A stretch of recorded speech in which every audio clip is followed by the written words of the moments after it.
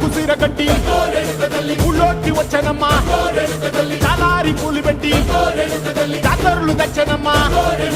తంగేడు పూలు పెట్టి కంకాణ దూకేనమ్మా